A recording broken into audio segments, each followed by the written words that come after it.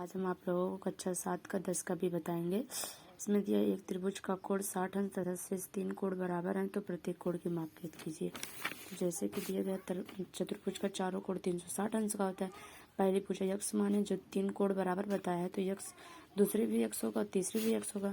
फिर इसके बाद जोड़ने पर 360 आना चाहिए। यक्स जोड़ दिए 3 यक्स, 360 में से 60 गया 300/3 बराबर यक्स 100 आ जाएंगे। एक्स का मान 100 होगा तो दूसरी भुजा भी 100, तीसरी भुजा भी 100।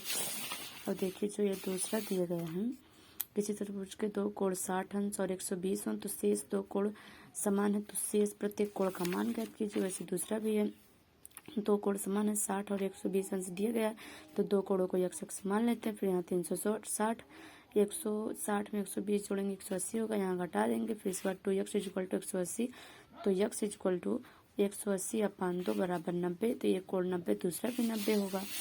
फिर इसके बाद तीसरा दिया गया चतुर्भुज के अंतः कोण बराबर, तो प्रत्येक कोण का मान कीजिए।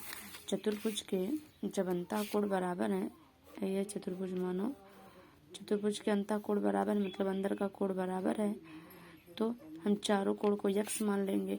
x फिर 360 होगा। फिर 360 के बाद 4x 360, तो x बराबर 90, चारों कोण 90 अंश का होगा। फिर चौथा दिया है कि चतुर्भुज के अंतः कोण संपूरक हो, तो शेष दो कोणों का योग कीजिए। संपूरक कोण का मतलब 180 अंश के होंगे, तो जब दो कोण 180 अंश के होंगे तो दो कोण समान माना है, तो x मान लेंगे। फिर 180, 360 में से 180 घटाएंगे 180 आएगा। फिर इसके बाद 2x = 180, तो x = 90।